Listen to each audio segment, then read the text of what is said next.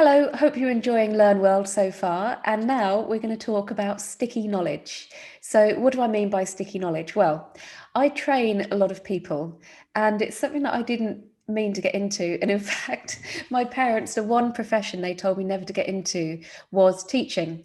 But the thing is, I've spent my career working in all sorts of things relating to content. So, I started out working in radio, and then I moved to working in digital. So, I've worked with people like the BBC. ITV, AOL, Yahoo. That's where I crafted my early career before founding a digital marketing agency, Sukio, based in Cambridge, in 2008.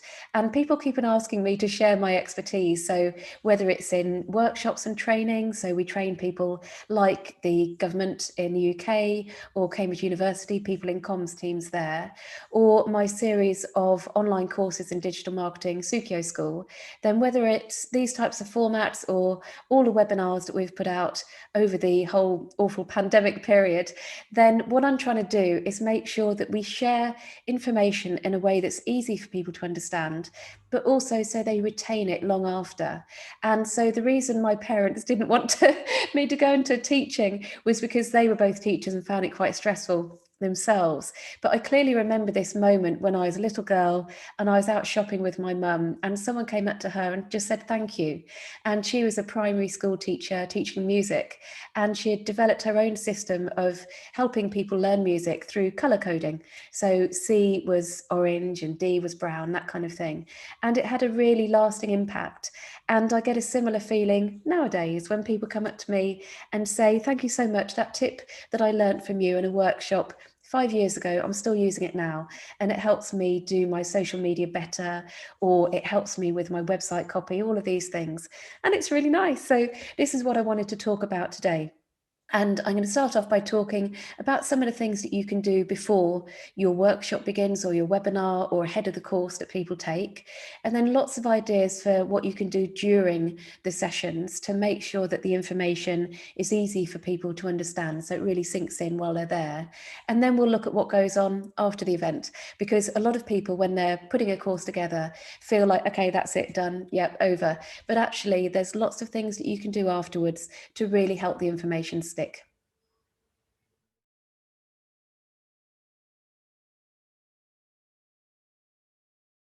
So I'm going to tell you 3 things that you can do to get people really engaged ahead of your course or workshop or webinar, whatever it is. And the first thing I like to do is set a task. So if I'm, for example, doing a workshop on writing for the web, then I get people to really think about the copy that they struggle with. So maybe look at their website and come prepared with a particular page that they think needs a bit of work. And then we can build it into an activity during the session.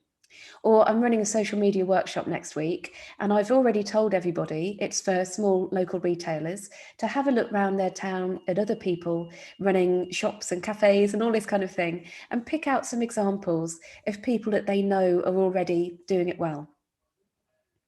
And the second thing is to do your research. So you've got such an opportunity here to find out more about the attendees. I always like to show best practice examples because that helps everything sink in. And I'll tell you a bit more about this shortly. But if you can find out who's going to be in the room on the day and use some of their work as a best practice example, then they'll really love you for it. And it means that you're making a connection with them. And you can also find out more about competitors. So if you're going to pick a bad example of people doing something wrong, then why not pick a competitor? And everybody will have a good laugh about it on the day. But it's this kind of research that means that you're well prepared and ready to make a connection with people in the room. And the third thing you can do ahead of the session is help people become mentally prepared for what they're about to learn. So if it's a face-to-face workshop, I like to circulate an outline so people know the structure, they know what they're going to get. Or if it's an online course, then make sure that you really fill in the description that comes with it that says to people, yep, this is what you're going to learn. So this means they're not coming to it cold, they're ready, they're engaged, and they want to know what you're about to say. So in summary, 3 things that you can do beforehand to make sure that people are really engaged and ready to learn. First of all, set a task, so they're thinking about your session or course ahead of time. And then do your research, so you know more about competitors and who's going to be in the room, anything that enables you to make a connection. And then lastly, make sure that people know what they're going to get. So help them become mentally prepared by circulating an outline or giving a good description of the course in the text.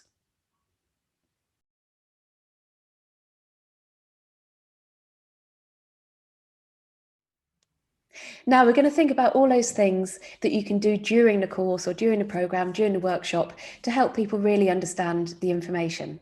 Now, point one is get a bloody move on. We've all been on those Zoom calls where, oh my goodness, they go around every single person and say, can you please introduce yourself and say what you do and talk a little bit? And people put themselves on mute accidentally and it's all awful. There was one the other day, I just felt like jumping out the window. 20 minutes in, we're only halfway through. So the very most important thing you can do is just get moving, get cracking. And then secondly, I like to give people something to do early on. And this is really important because it makes people feel really engaged, like it's not just going to be a one-way broadcast where they just kind of sit there in this passive way. And so things that you can do would be, say, if it's a webinar, I really like to have a poll early on, something super easy and simple that people can answer straight away. They don't have to put too much thought to it. Or what I might do in a training session around creating content is say to people, right, don't move, but just grab something within arm's reach and make it interesting, or take a photo of it, or do something with it. So it's something that is really achievable, doesn't take too much thought, doesn't take too much work, but they can do it straight away. And I think it's important once you've had that initial activity to keep them up all the way through. And this is the third point. Making your workshops and your sessions interactive is really important. And in a way, it doesn't matter what the format is. Making sure that it's not just you talking all the way through, just droning on, then that is really important and it helps people really take the information in. And it also creates an environment where they can ask questions and look at things in a different perspective. So I like to give people something they can do with their hands. Can they look away and draw something or scribble something? And if it's a face-to-face workshop, if you're in that dreaded after lunch spot where people have had their lunch and they're feeling a bit drowsy, I love doing some sort of activity where I make everybody get up, go to the other side of the room, they go in groups, they mix with people they haven't spoken to so far. And you might do something where they move post-it notes around, that involves bending over and holding things up and looking at them. Anything that gets people moving and active really helps the information go in because it's keeping their brain engaged and you're shifting the way they're receiving the information all the time. And the fourth thing is about show, not tell. So you can quite easily tell people information on and on and on, but until you put something visual next to it, it doesn't really sink in. And we process things visually in a different way to how we do it verbally or how we read the words on the page. So I'm always giving people best practice examples. There's no point me saying, okay, well, if you put more punctuation in a tweet, then that makes it more likely to be shared and retweeted. Or if I say, can you make your social media content more visual because that gets higher levels of engagement, then people will nod and smile and go, yeah, no, that sounds great. But until I actually show it to them, then it's not going to sink in quite the same way. So as I was saying in the section before this, it's really important to do your research. This is where it really comes into being, because if you can pull out examples that really, really demonstrate what you're saying, then it will sink in much more effectively.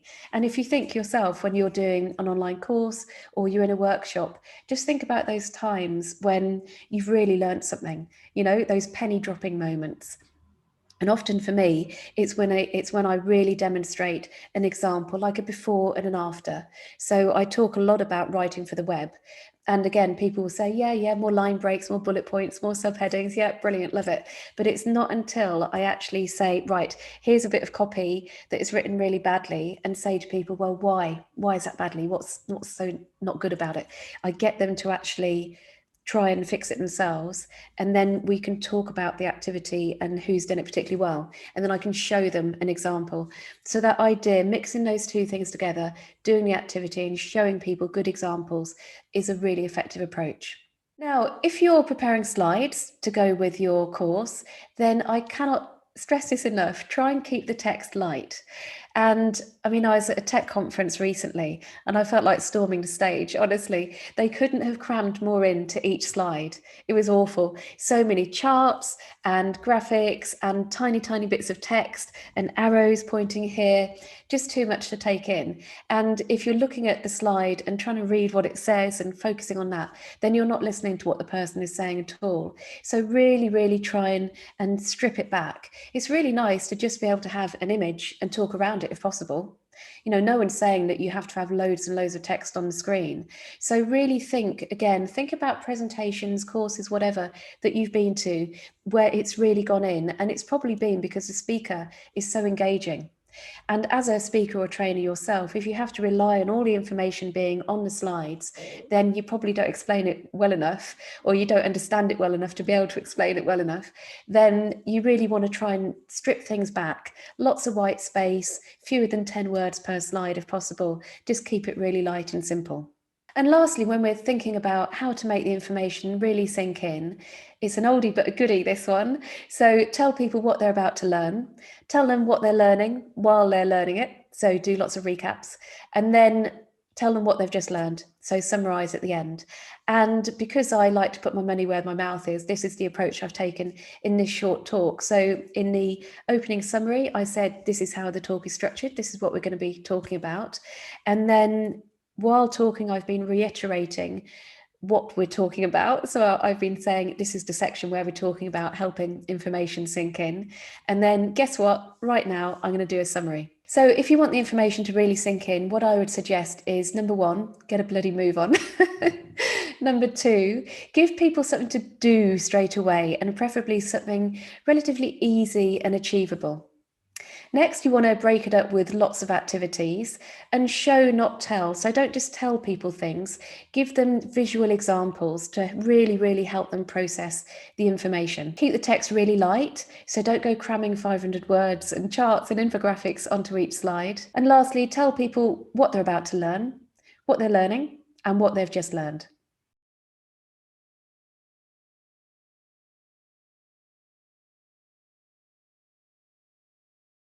So what about when it all comes to an end? What your goal is here is for people to retain the information, because you've spent all that time creating the course or developing your workshop. And so what's the point if people don't remember what you've taught them? You really, really want it to stick. So I've got 3 more tips for you here.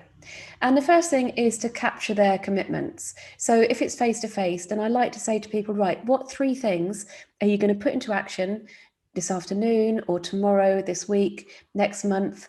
Write these down and send them to me, and I'll share them with everybody and try and keep you accountable. Otherwise, it's just this kind of fog of really great stuff they've just learned, but they haven't really made concrete plans for what they're actually going to do with this information. And then the next thing is about setting homework. So remember, we want to set a task before they turn up. You want to continue this on and set them homework after the event. And it could be something as simple, say if I'm doing a LinkedIn workshop, I want people to send me a connection request, and I'll have taught them all about etiquette. So I want them to word it really nicely as well. So that kind of thing. Or in my social media workshop next week, I'm going to get people to connect with other local businesses and do a tweet about them, share some of their content, all of these kind of things. So set this task and make sure that people have to take action. Otherwise, they'll go back to their inboxes, or they'll go for a meeting, or they've got to pick the kids up, all these kind of things. And quickly, this information, it leaks away. So you have to get them to take action really quickly, so it really, really sinks in, they retain it. And then the last thing is plan to check in. And this really helps keep people accountable. So maybe a week after your session, then say that you'll have a call, and then people can really talk through, okay, so they had a big ambition to do this particular thing, but then they found they struggled with, I don't know, social media logins or something like that. Or there was some kind of obstacle they came up against. And then this means they can just make a note, and then they can talk to you about it. And it also means that if you've captured their commitments, you can say, well, have you done this? And so because they know that they've got this call with you coming up, then they know, oh, hang on, I better make sure I do these things that this crazy person told me to. And then even if it's not a face-to-face session, then, and it's just it's an online course, and I know lots of people watching this, you make online courses, so this is really important. Then having some kind of private area like a forum, a Facebook group can be really great. Then this again helps people check in. So maybe the task that you set is around an illustration or creating a blog, getting their first post written, that kind of thing. You can encourage them at the end of your course to post about it in this forum. And then it's great because other people will also give feedback, and it should be constructive and positive and helpful. So then the load isn't all on you. And it just gives this continuity. It means that everything is carrying through. So in summary, here are the things that you can do to help people really retain the information. First of all, capture their commitments. Set them some homework so they really have to put things into action straight away. And then lastly, plan to check in so you're holding them accountable. I hope you found this talk interesting and useful, and that you've taken lots of tips from it that will help your own knowledge become more sticky in future. And so a little bit of homework for you. Can you think about an activity that will help people become hooked and engaged right from the beginning? And then the kind of homework that you could set that will help them retain the information long afterwards. And I hope you've enjoyed the Learn World Summit, and there's lots of other talks going on, so do explore all of these. And if you want to connect with me, then I'm at Sukio, SOOKIO, on social media, and you'll find me on every platform going. So do connect and ask any questions. Thank you.